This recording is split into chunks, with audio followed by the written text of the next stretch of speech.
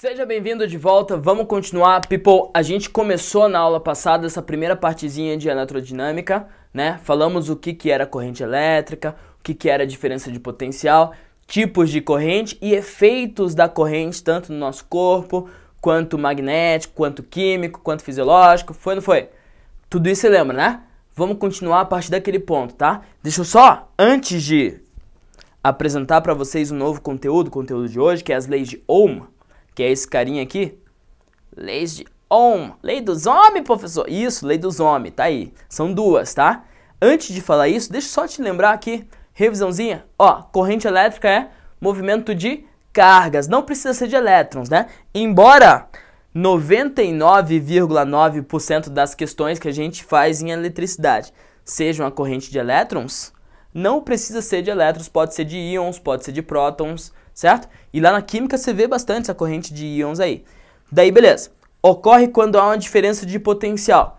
Também, não precisa, no caso da gente aqui, em um fio e tudo mais, precisa de uma diferença de potencial. Mas eu te dei um exemplo de uma corrente de prótons, que é a explosão solar, né? Então não tinha diferença de potencial. Mas pela explosão, por exemplo, bomba atômica também tem um efeito elétrico aí. Quando você explode alguma coisa, no caso da bomba atômica, a explosão é fissão nuclear. Então, você explodiu o núcleo e vai sair próton para um lado e para o outro. E aquele próton que está indo para lá junto com outros prótons forma uma corrente de prótons. Fechou? Então não precisa ter uma diferença de potencial aí. Só que são casos especiais. No que a gente está estudando, precisa que haja uma diferença de potencial. Professor, o que era a diferença de potencial? Daí eu te coloquei essa figura aqui, uma figura mais visual. É uma diferença, é como se tivesse mais elétrons de um lado e faltando elétrons do outro. E daí quando eu ligo os dois lados, ó, liguei os dois lados, a pressão elétrica vai ser maior aqui e o elétron vai para o outro lado, ó, pá.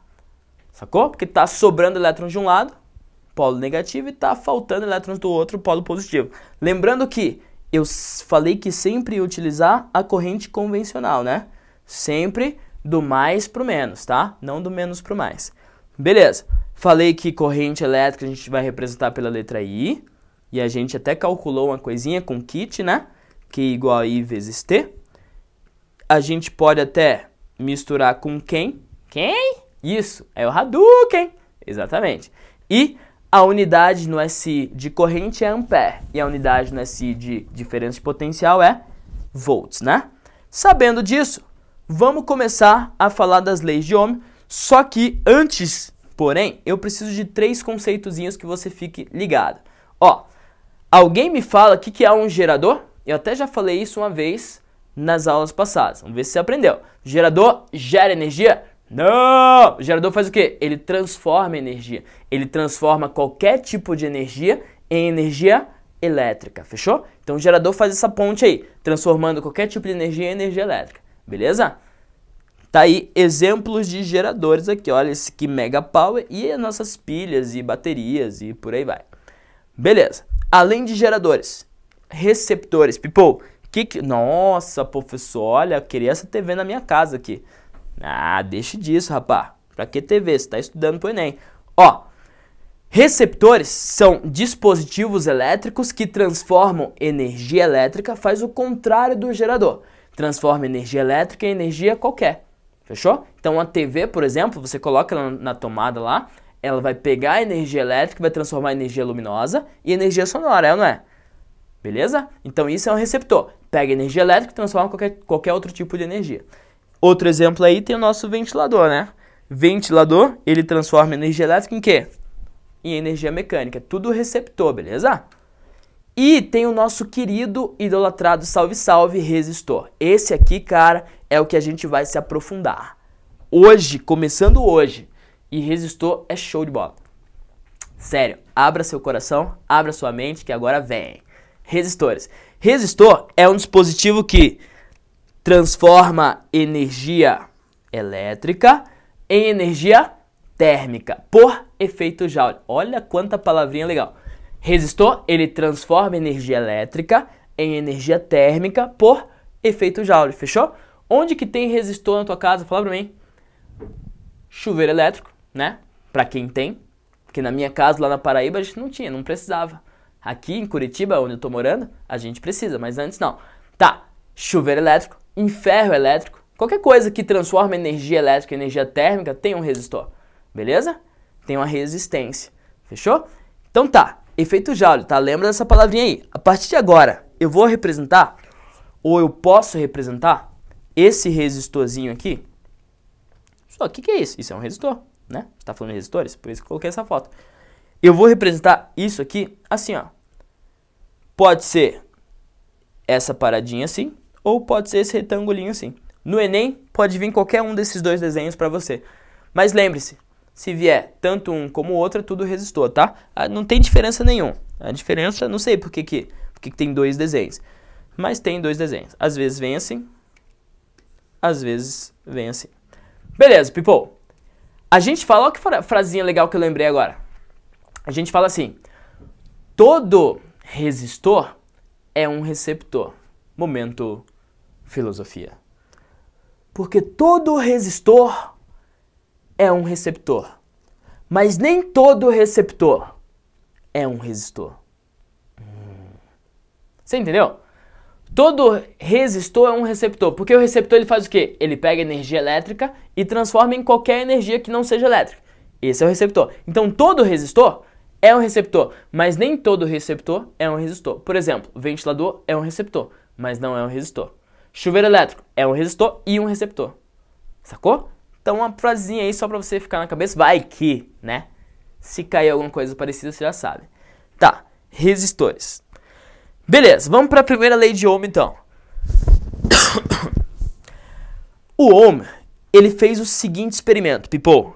Ele colocou, isso na época dele, tá? Eu tô trazendo o experimento dele para os nossos tempos, para os nossos dias aqui. Imagina que isso aqui é uma bateria, uma pilha, vamos supor de 1,5 volts, uma pilha palito normal.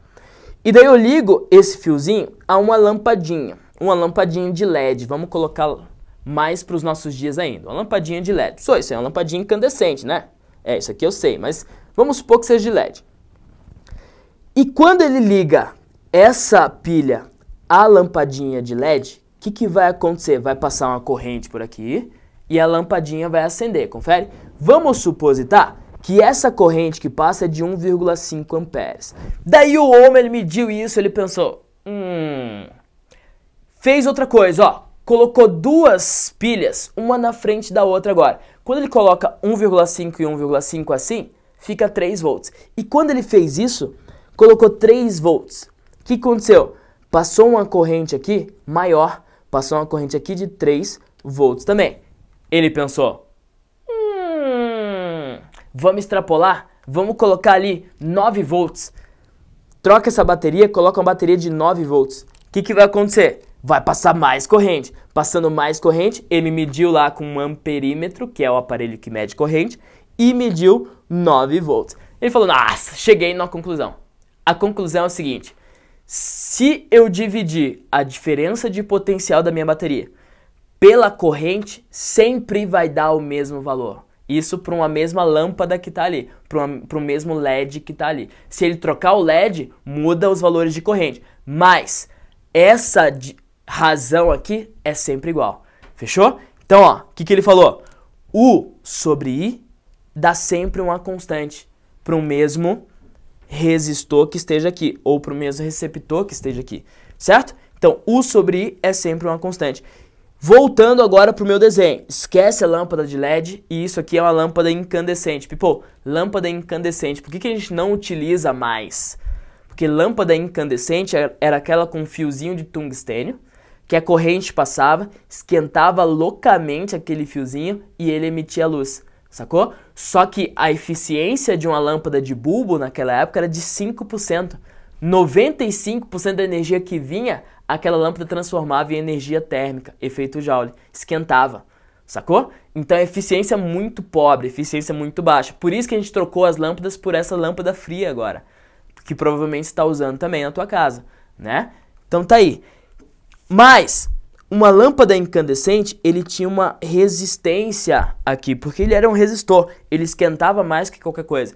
Então, essa constante aqui, ele chamou de resistência da minha lâmpada incandescente. Essa é a primeira lei de Ohm. É a famosa... é a famosa URI. Eu chamo assim, tá? Porque fica fácil decorar. É bom você fazer umas coisinhas pra você memorizar, porque te ajuda, te dá munição pra você resolver as questões de qualquer vestibular que você faça e do Enem também. Então, essa formulinha URI, cara, ela é deveras importante. Ela é muito importante. Ela, tipo assim, o Einstein das fórmulas importantes que caem no teu Enem. Porque, como eu falei pra você, uma vez 60% da prova foi elétrica, foi eletrodinâmica, inclusive. URI é a que mais cai. De todas as formulinhas, URI é a que mais cai. Fechou? Então, essa fórmula... URI! Se liga. O que é o U, prof? O U é a diferença de potencial. No caso aqui, a diferença de potencial da minha pilha era 1,5 volts, né? Então, diferença de potencial medido em volts. O que é o I? Você lembra? O I do kit é intensidade da corrente elétrica, que é medido em amperes. E o que é o R? O R vai ser chamado, a partir de agora, de resistência. Resistência, professor? Sim. Qual que é o maior símbolo de resistência dos tempos modernos? Jogadores de Play 3. Hã? Kratos, exatamente. Então, ó, a unidade de resistência vai ser essa aqui, ó. Isso aí te lembra alguma coisa? Pra você que joga Play 3, com certeza, né? Então, esse aqui é o símbolo, a unidade de resistência, e homenagem, inclusive, ao Ohm, que foi o cara que descobriu isso aqui. Então, esse ômega aqui, ele vai se chamar de Ohm. Beleza? R, resistência. R, resistência. U, DDP, DDP, DDP. I, intensidade da corrente. Intensidade da corrente. E o R, resistência. Essa fórmula é importante. Essa aí é importante. Essa você decora. Beleza? Escreve aí na mão direita e na mão esquerda. Fechou? Então só coloquei aqui pra você. Beleza. Professor, mas o que é resistência? Resistência, people, nada mais é do que um fio. E esse fio vai fazer o quê? Quando a corrente passar, esse fio vai esquentar. Simples. Resistência é um pedaço de fio. Nada demais. No caso, se você nunca trocou o chuveiro lá, queimou a resistência do chuveiro elétrico. Daí começa a água fria. Daí você chama, papai, queimou o chuveiro. Daí o papai vai lá trocar a resistência, né? Trocar a resistência, ele tira um fio e coloca outro fio. Um fio enroladinho, como tá aqui na foto mesmo. Isso é uma resistência. E a resistência é esse fio que dificulta a passagem da corrente. Dificultando a passagem da corrente, ela esquenta. Beleza? É um fio que faz uma resistência, por isso a gente chama de resistência. É um fio que faz uma resistência à passagem da corrente. Ela dificultando a passagem da corrente, ó, para passar por esse fio, ela tem que, ó, penar. Daí esquenta muito o fio. Quando eu falo esquenta muito, esquenta muito.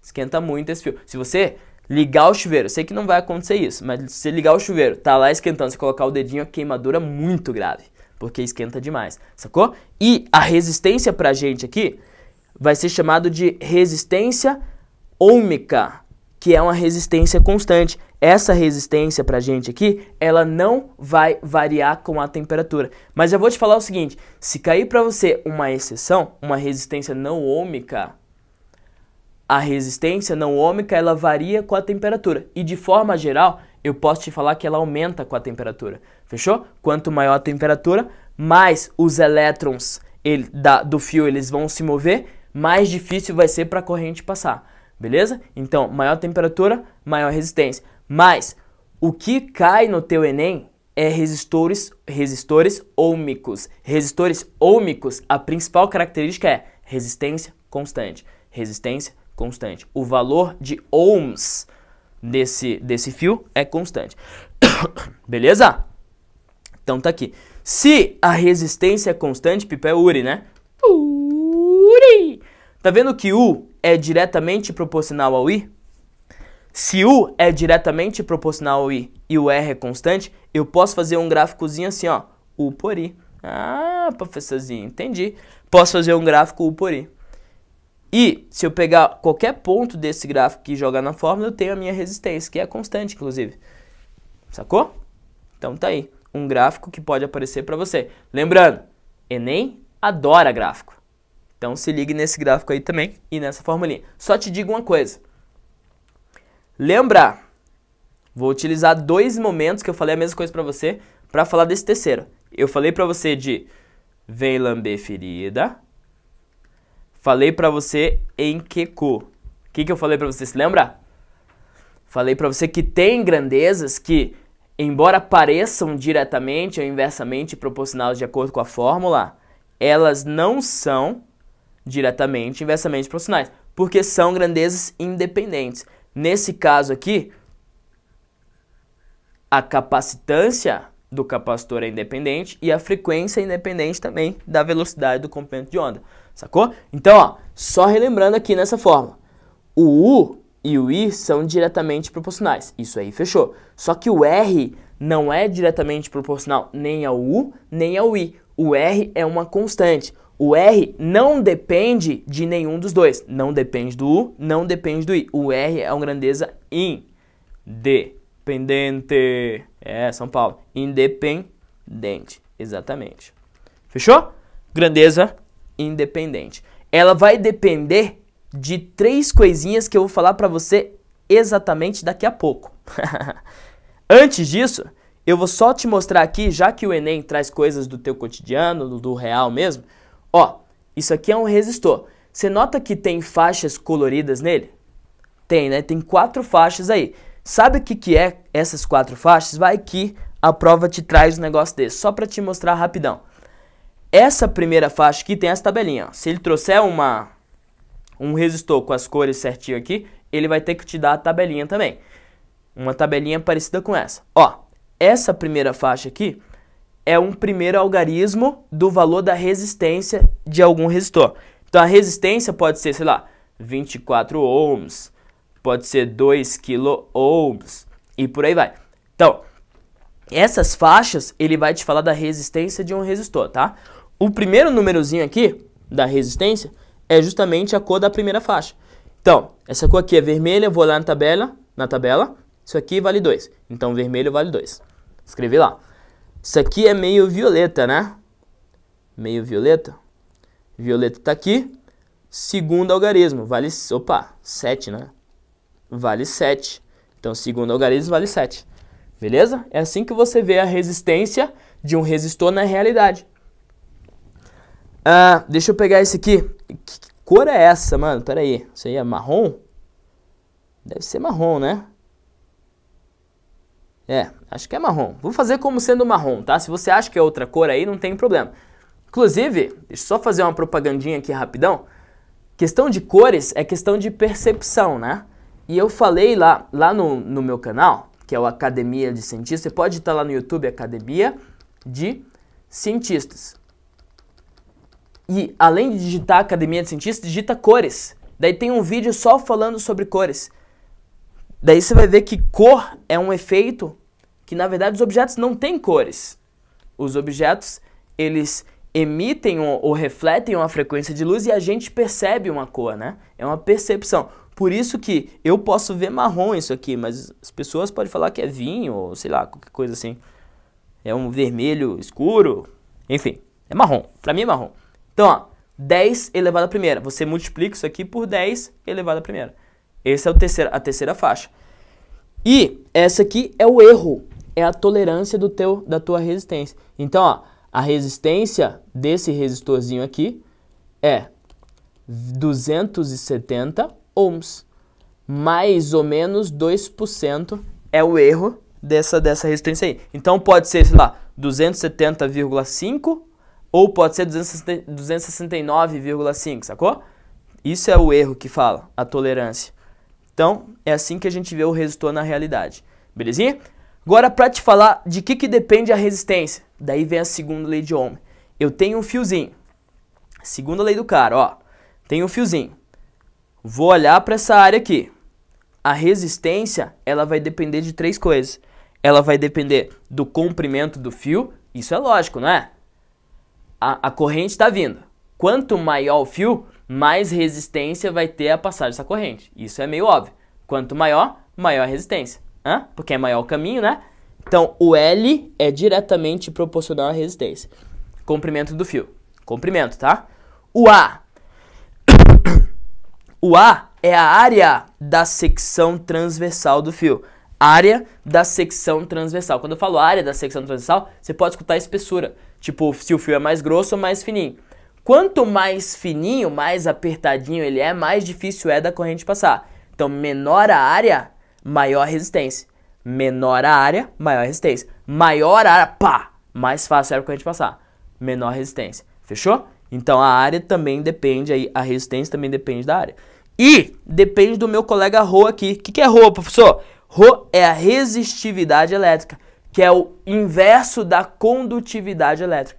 Então, resistividade elétrica, que depende do material, tá? Então, ó, um fio de cobre, um fio de aço, um fio de sei lá o que, de alumínio, tem diferentes resistividades. Então, depende do material aí, o meu Rho. É uma constante para um certo material, beleza? Então, ó, resistência elétrica não depende da DP, não depende da corrente. Depende de quê? Depende do comprimento do fio, da grossura do fio e do material de que ele é feito. Só, única e exclusivamente. E dependendo, se não for ômico, daí vai depender da temperatura também. Beleza? Então tá aí. A segunda lei de Ohm é só isso. Fechou? Uma tabelinha aí de resistividade para você dar uma olhada. Então, tem a resistividade do alumínio, resistividade do cobre, resistividade do estanho, do ferro, do mercúrio, prata, platina, chumbo, tungstênio, zinco. Quanto maior a resistividade, maior a resistência daquele fio. Beleza? Tá aí. Vamos fazer um exercíciozinho? Ó, um condutor elétrico tem comprimento L, diâmetro D e resistência L. Melhor, R. Então, agora é aquele momento seguinte. Você dá um pause e tenta resolver sozinho. Essa aí não tem nem número, cara. É só você ver a matemática por trás. É diretamente proporcional, é inversamente proporcional e por aí vai. Então, ó, um condutor elétrico tem comprimento L. Isso aqui não é nada, tá? É só espaço mesmo. Diâmetro D e resistência elétrica R. Beleza. Se duplicarmos seu comprimento, ó, e diâmetro, qual será a sua nova resistência elétrica? Vamos só lembrar uma coisa. Resistência elétrica depende do Rho, do L e do A, né? E quando, desculpa, quando o L for L, o A for A e o Rho for Rho, a resistência vale R. Então, cuidado com esse R aqui. Vou deixar ele lá. Agora, se a gente duplicar o L, duplica o L, L não é diretamente proporcional a R? Diretamente proporcional. Se eu duplicar o L, o que vai acontecer com o R? Vai duplicar também, né? Então, dupliquei L, a resistência vai virar 2Rs. Fechou? Se você quiser, você pode até colocar valores aí. Ah, fala que a área é 1, que o Rho é 1, que o L é 1. Agora duplica o L. Não vai ficar tudo... O R não vai dar 2? Se for 1, 1, 1, a resistência dá 1. E se for 1, 1 e 2 aqui, a resistência dá 2. Então, quando eu duplico L, o R também duplica, fechou? Mas, só que ele não fez só isso. Ele duplicou também o diâmetro do fio. E ó, people, diâmetro é aqui, né? Vamos supor que o fio seja circular. Mesma suposição que ele fez. Ah, o fio é circular? Isso aqui não seria a área de uma circunferência? A área de uma circunferência não é πr quadrado? Então, lembra de uma coisa comigo, ó. Essa área aqui, na verdade, ela é πr quadrado. Quando eu duplico o diâmetro, eu estou duplicando o raio também, né? É a mesma coisa. Diâmetro é o dobro do raio. Se eu duplico o diâmetro, o raio também duplica. Fechou?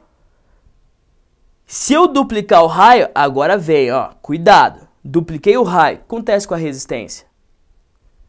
Se está embaixo na fórmula, quer dizer que é inversamente proporcional. Só que é inversamente proporcional ao quadrado do raio. Então, se eu duplico o raio, ó, isso tudo vai ficar elevado ao quadrado. Quando eu duplico o raio, na verdade, eu estou quadruplicando o raio ao quadrado. E quando eu quadruplico, a resistência cai por 4. Era 2R, caiu por 4. O que vai acontecer? Vai ficar R sobre 2, né? 2 por 4, fica 2 embaixo. R sobre 2. Fechou? Então, um exercíciozinho aí básico de segunda lei de Ohm da questão da rola. Ó, desculpa, palavra feia, mas você memoriza se for assim, né? R é igual a Rho vezes L sobre A. Essa é a famosa rola, tá? Não tinha contado pra você, contei agora. Rola. Beleza? R sobre 2. Fechou então? Vamos pro próximo exercício? Ó, uma questão que eu tirei do Enem. Então a primeira de várias que a gente vai fazer aí desse conteúdo, porque esse conteúdo realmente cai muito. Questão do Enem.